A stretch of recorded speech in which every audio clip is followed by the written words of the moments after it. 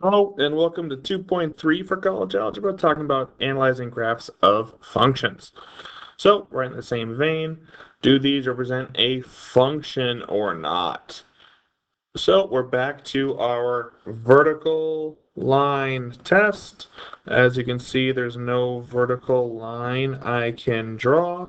So, I'd say yes, and then it passes the vertical line test that we talked about in the previous section. This one. This would be a no, because I can draw a vertical line and I hit it more than once. So I'd say it fails the vertical line test. Here, using this input-output table, does this pass? Yes. No x repeats. No, because repeat x values. So, quick remembrance on what is and is not a function. You can't repeat x values. So here we repeated x values 3 times. That's why it fails the vertical line test. Here on the input-output table, we have 2 repeated. All right. So zeros of a function are when f of x equals 0. Those are also x-intercepts. So the first thing you would do is set your y value equal to 0, and then you can solve from there.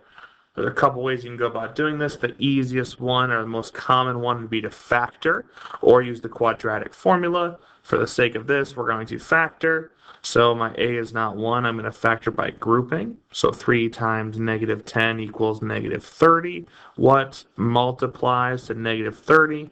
Adds to positive 1. That would be, of course, 6 and negative 5. So I get 0 equals 3x squared plus 6x minus 5x minus 10. What can I take out of here? That'd be 3x, leaving me with x minus 2. And I could divide this by negative 5, getting x minus 2. Oh, wait. Sorry, x plus 2 for both of those. So we would get x plus 2 and 3x minus 5 equals 0. And using the zero product property, I could set both of those equal to 0, getting x equals negative 2 and x equals plus 5 plus 5, 5, 3, divided by 3, 5 thirds. Over here, same idea. 0 equals the square root of 10 minus x squared. We would square both sides, square both sides. We get 0 equals 10 minus x squared. Add x squared, add x squared. X squared equals 10. Square root, square root. We square rooted, so we would get x equals plus and minus the square root of 10. And over here, if this whole thing equals 0, 2x minus 3 over x plus 5, we can multiply both sides by x plus 5 to get that out of the denominator. So we get 0 equals 2x minus 3, add 3, divide by 2, divide by 2, x equals 3 halves. It's important to note these are all zeros of the function or x-intercept. So if you wanted them as coordinates, of course, you'd have a y-coordinate for all of them of 0, which makes sense. We plugged 0 in for where the y value will be represented thereof.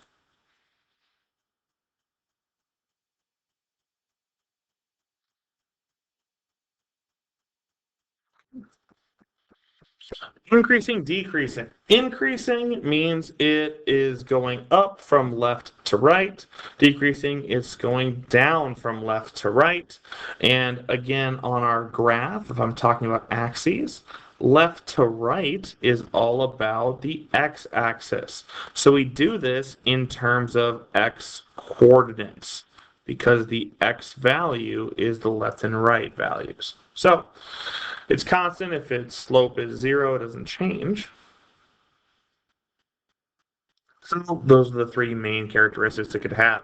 So looking at this one, if I were to trace this graph from left to right, I would say it's going down. Well, when did it start going down? Looks like it goes that way forever, which would be, negative infinity in the x direction. So I would say it's decreasing from negative infinity all the way up to this minimum of negative 0.5. And then from there, it starts increasing. Again, the x value is what we're considered with, so negative 0.5 all the way up to, positive x infinity.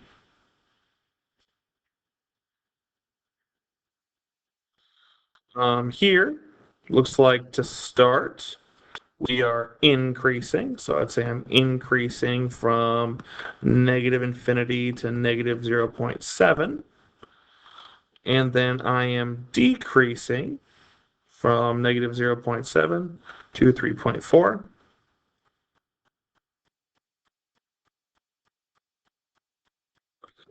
And then I'm increasing again from 3.4 to positive infinity.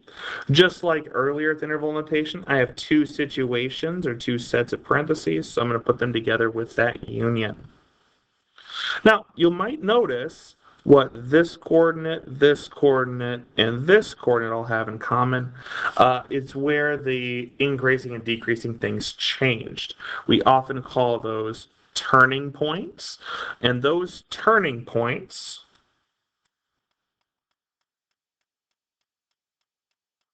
are usually defined as a relative minimum or a relative maximum.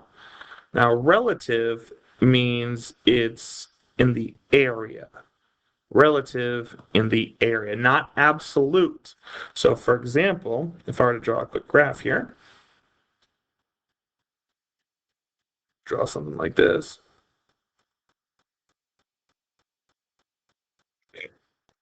This is a relative minimum because it's the smallest point around it. This would be a relative maximum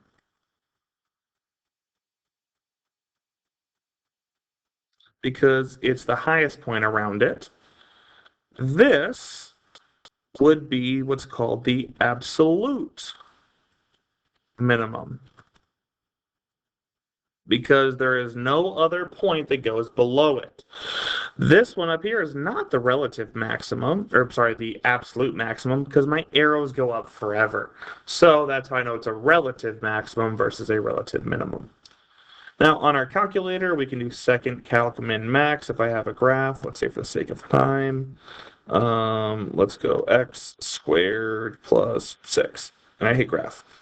Oh, let's go to Zoom 6 for Zoom Standard. I see that I have a minimum. I can go second calc, minimum, and play that game left bound, be left of my target. Oh, shoot. Second calc, minimum. Make my cursor left of what I'm looking for. Enter.